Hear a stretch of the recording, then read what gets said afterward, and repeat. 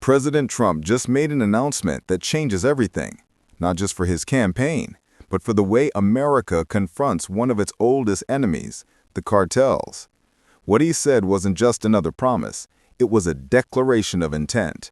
And whether you love him or hate him, what comes next will redefine national security, border policy, and even how presidents use power. Today, we're breaking it all down: what Trump announced, why Democrats are panicking, and how this moment could reshape American politics and impact your life. Because most people have no idea what's about to happen.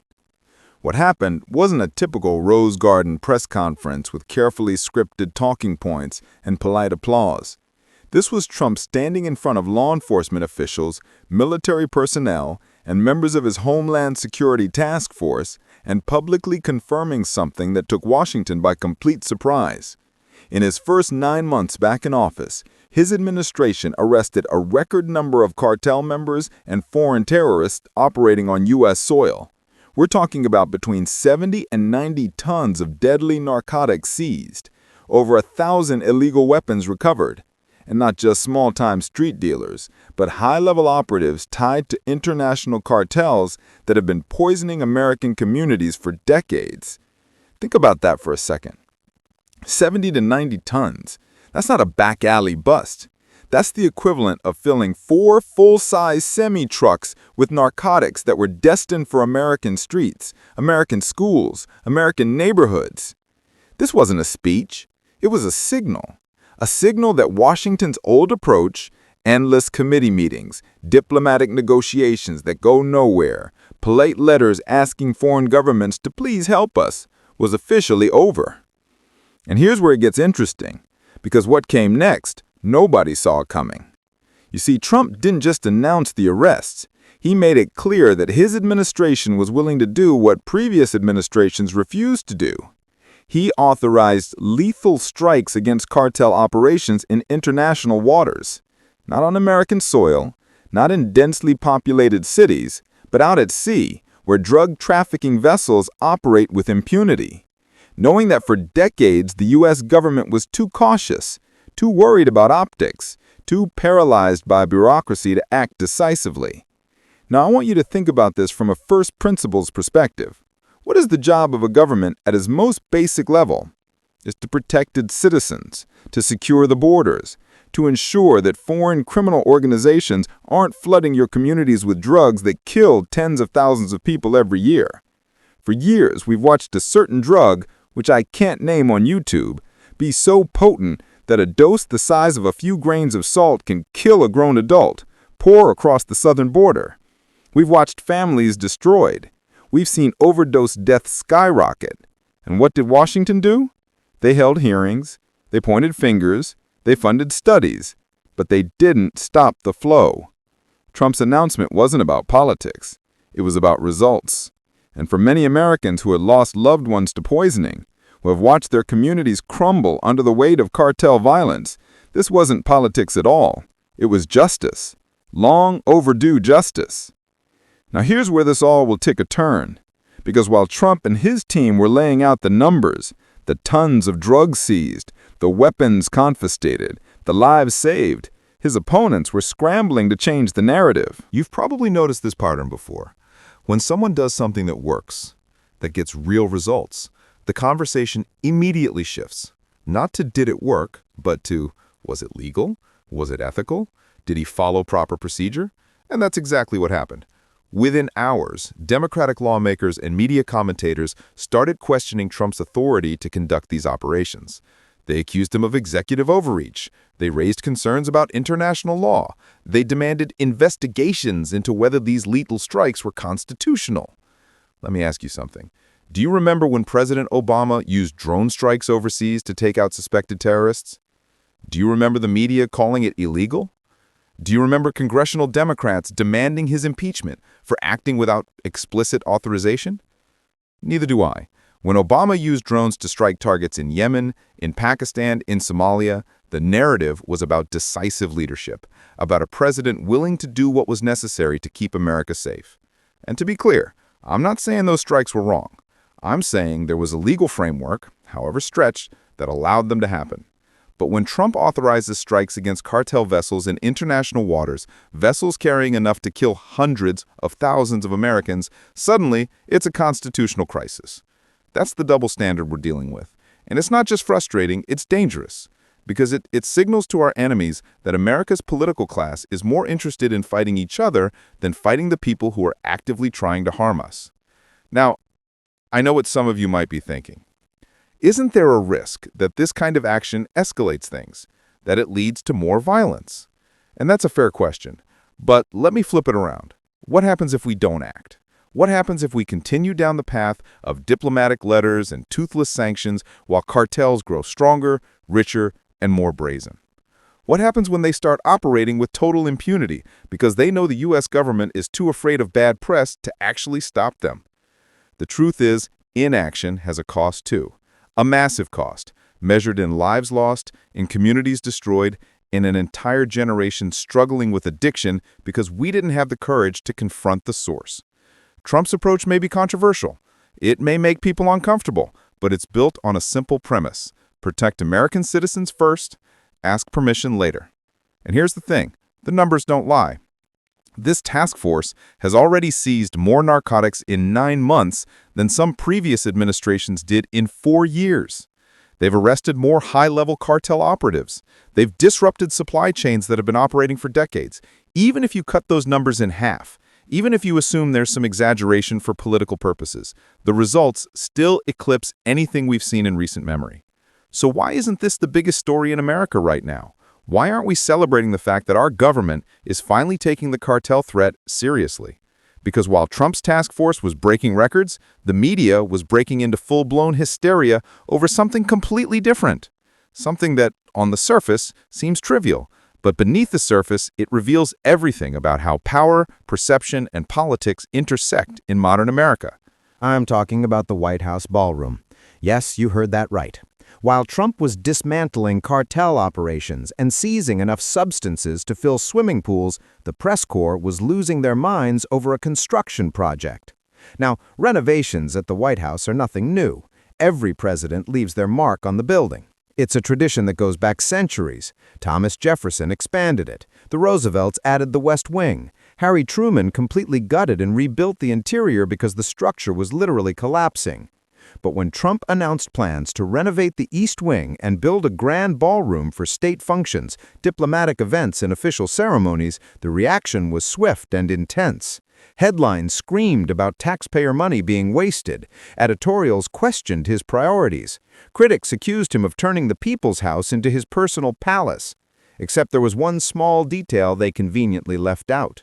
The project was privately funded. That's right, not a single taxpayer dollar was being used. Major corporations, Apple, Amazon, Google, Microsoft, and others had contributed to a fund specifically earmarked for this renovation. It was all above board, all legal, all transparent. And yet the outrage continued. Why? Because when the media obsesses over wallpaper and chandeliers while a president is dismantling international criminal organizations, it tells you exactly where their priorities lie. It also tells you something deeper. It tells you they're afraid, not of the ballroom, but of what the ballroom represents.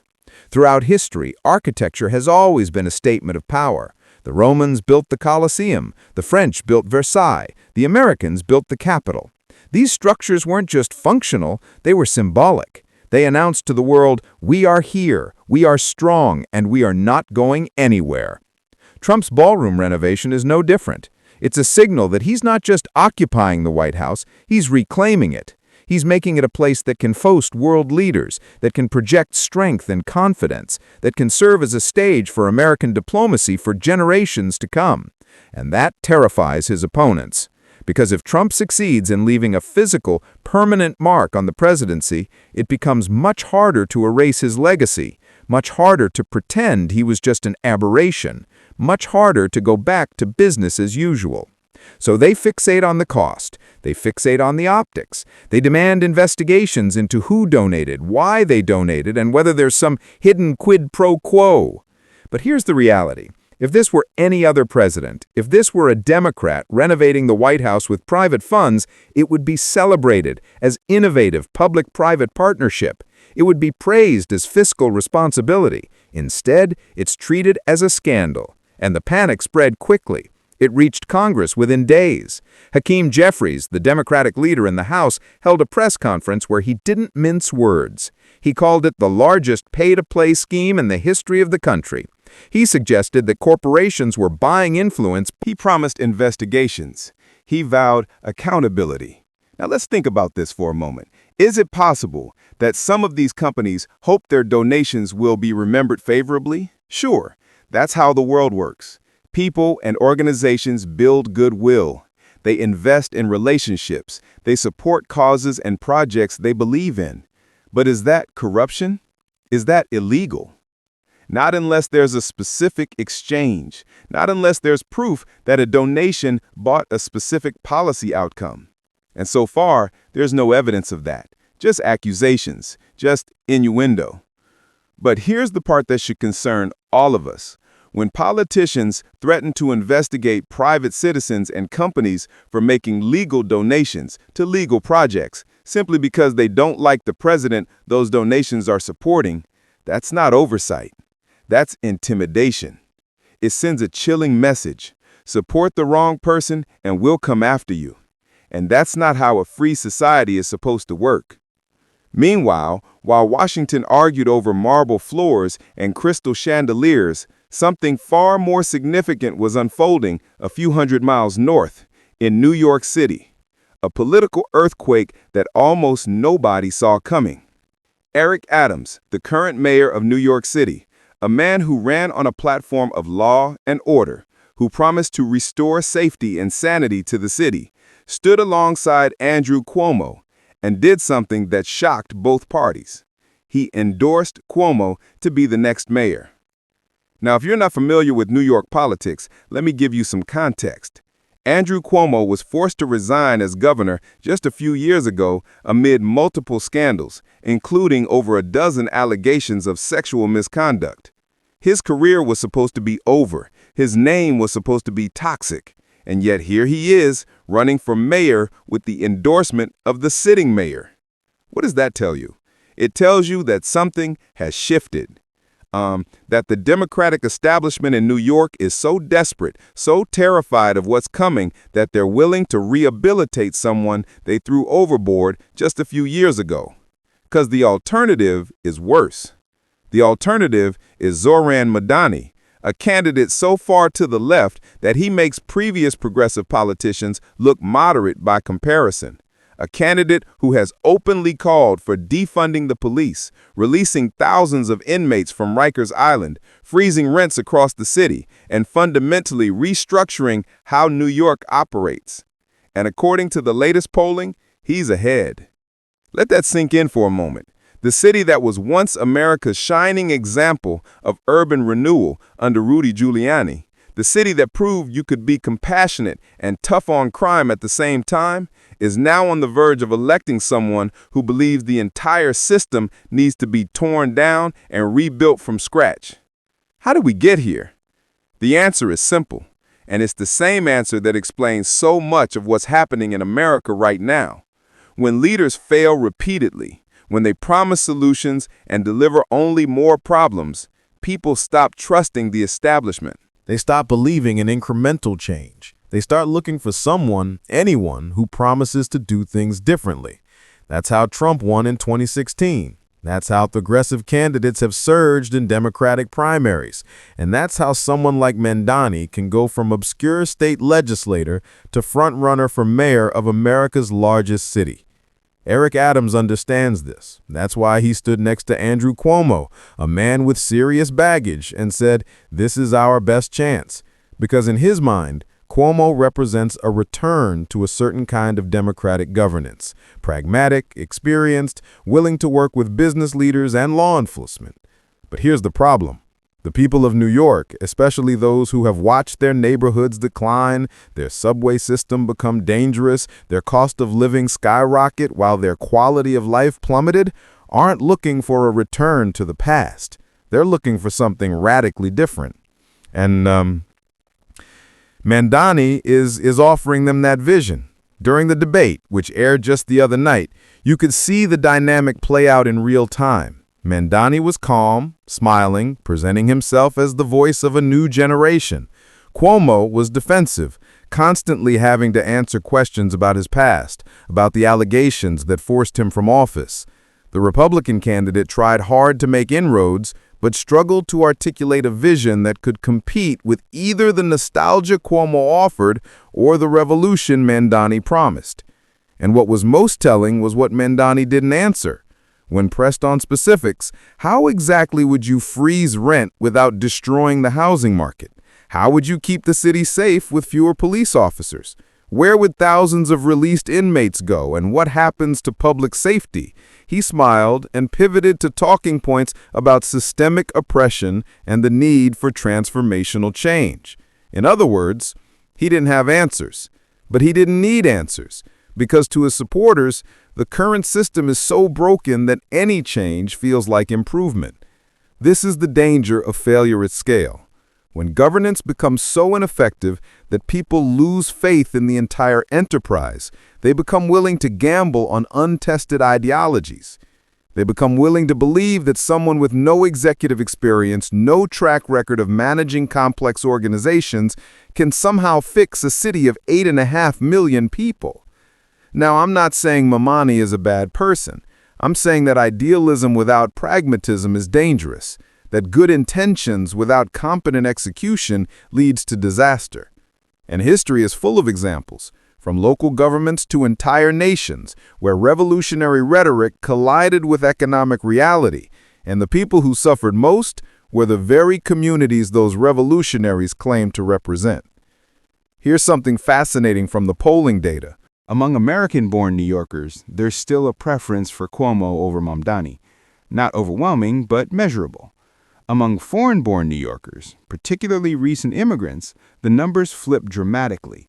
We're talking about something like 60 to 25% in favor of Mamdani. Why is that significant? Because it suggests that people who have lived through the consequences of progressive governments over the past several years are skeptical of going even further left. But people who are newer to the city, who perhaps haven't experienced the decline firsthand, or who come from countries where socialism is presented as an ideal rather than a failed experiment, are more receptive to Mamdani's message. And this isn't just about New York. This pattern is playing out in cities across America. The question is, what happens when these experiments fail? When the policies that sound compassionate on paper lead to business exodus, tax revenue collapse, and spiraling social problems, do voters course correct, or do they double down? That's what makes the next few years so critical. But let's zoom out for a moment, because New York's mayoral race, as important as it is to 8 million people, is really just a microcosm of something much larger happening across the country. We're living through a moment of profound political realignment. The old categories, left and right, Democrat and Republican, liberal and conservative, they're still useful, but they don't capture what's really going on. What we're really seeing is a battle between two fundamentally different approaches to governance. On one side, you have the belief that the primary job of government is to deliver results, to solve problems, to make people's lives tangibly better. This approach is pragmatic, often messy, sometimes controversial, but ultimately judged by outcomes. Did crime go down? Did the economy improve? Are people safer and more prosperous than they were 4 years ago? On the other side, you have the belief that government's primary job is to advance social justice, to correct historical wrongs, to restructure society according to ideological principles. This approach prioritizes process over outcomes, equity over equality, and often measures success not by whether things got better for everyone, but by whether the right groups were elevated and the right targets were taken down. Trump's announcement about the cartel crackdown is a perfect example of the first approach. He didn't convene a commission to study the problem. He didn't launch a listening tour to hear from stakeholders. He identified a threat, assembled a team, gave them clear objectives, and empowered them to act. And it worked. Measurably, undeniably. And that doesn't mean it was perfect. It doesn't mean there weren't trade-offs or controversies. But it means that when you evaluate it on results, there's no comparison to what came before. Now contrast that with how many cities have approached rising crime. They've held community forums. They've funded pilot programs. They've created oversight committees and advisory boards. And meanwhile, carjackings doubled. Retail theft became so rampant that stores started closing. Subway riders started avoiding certain lines because they didn't feel safe. That's the difference between results-oriented governance and process-oriented governance. And here's what concerns me most. We're at a point where the gap between these two approaches is so wide that we're almost speaking different languages. One side talks about metrics and outcomes. The other side talks about narratives and systemic issues. One side wants to know, did it work? The other side wants to know, was it fair? Both questions matter, but when you can't even agree on which question to ask first, how do you govern? This brings us back to Trump's announcement and why it matters so much beyond just the immediate policy implications.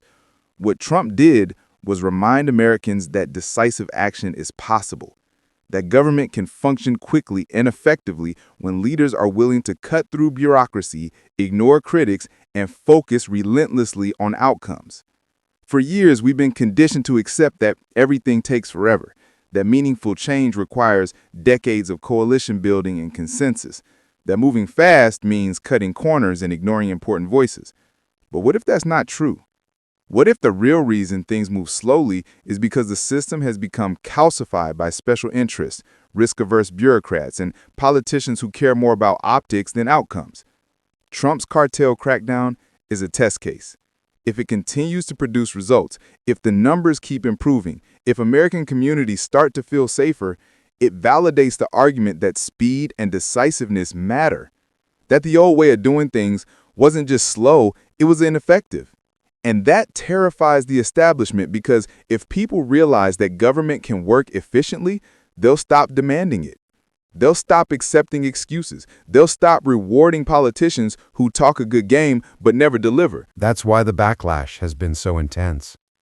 That's why every action Trump takes is immediately challenged, investigated, and litigated.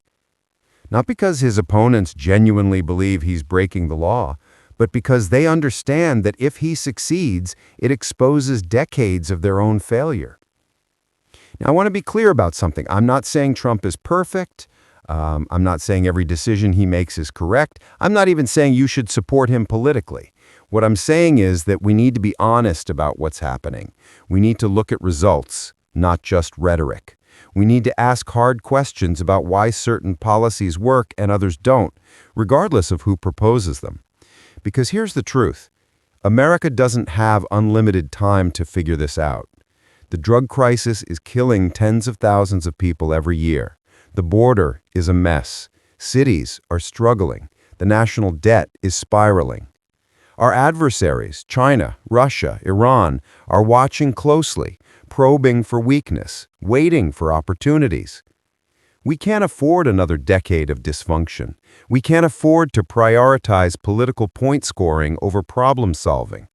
We can't afford leaders who are more interested in protecting their own power than serving the people who elected them. So what happens next? In the coming weeks and months, expect the investigations into Trump's cartel operations to intensify. Expect congressional hearings. Expect legal challenges. Expect the media to find every possible angle to question the legitimacy of what's being done. But also expect the results to keep coming. Expect more arrests, more seizures, more disruption of cartel supply chains, and expect the American people to notice the difference. In New York, expect the mayoral race to get uglier. Expect more attacks on Cuomo's past. Expect Mamdani to double down on his progressive vision. And expect the outcome to serve as a bellwether for where the Democratic Party is headed nationwide. And expect the White House ballroom controversy to fade away because ultimately people care far more about whether their communities are safe and their families are secure than they care about interior decorating decisions. But here's the most important thing I want you to take away from all of this. Don't outsource your thinking. Don't let the media tell you what to believe. Don't let politicians tell you what matters. Look at the results. Compare the numbers. Ask yourself whether things are getting better or worse. Ask yourself whether leaders are delivering on their promises or just making excuses. And most importantly, ask yourself this: 10 years from now, what kind of country do you want to live in? Do you want a country where government functions efficiently, where problems get solved, where leaders are held accountable for results? Or do you want a country where everything is politicized, where action is paralyzed by partisan warfare, where style matters more than substance? Because that's the choice we're making right now. Not just in one election, but in every decision about what we tolerate, what we demand, and what we're willing to fight for. Trump's announcement wasn't just about cartel arrests or drug seizures. It was about showing that a different approach is possible, that government doesn't have to be slow and ineffective, that leaders can make hard decisions and stand by them. Whether you like Trump or not, whether you agree with his methods or not, that lesson matters, because the next generation of leaders is watching. They're learning what works and what doesn't. They're seeing what the American people respond to, and they're making calculations about what kind of leadership this country needs. So here's my challenge to you. Don't just watch this unfold. Engage with it. Read beyond the headlines. Compare sources. Talk to people who disagree with you. Form your own opinions based on evidence, not emotion. And when you see something that works, even if it comes from someone you don't like, be willing to acknowledge it. Because progress doesn't care about party affiliation. Results don't care about ideology. Reality has a way of asserting itself, regardless of what we wish for true. The next chapter of America's story is being written right now. And while we can't all be in the rooms where decisions are made, we can all be informed, engaged citizens who demand better from our leaders. We can refuse to accept incompetence disguised as compassion. We can refuse to reward politicians who prioritize their careers over their constituents. We can refuse to let fear and tribalism prevent us from acknowledging what actually works. That's how we move forward. Not by picking sides and defending them blindly, but by relentlessly pursuing truth and demanding results. So if you've been watching the news and wondering who's really fighting for this country's future, stay with us. This conversation is just beginning. Drop a comment below. Tell me what you think about Trump's announcement. Tell me what it means for America's next chapter. Tell me whether you think we're finally turning a corner or whether this is just another chapter in an ongoing political war that never ends. And remember, the future isn't something that happens to us. It's something we create. Thanks for watching. See you tomorrow.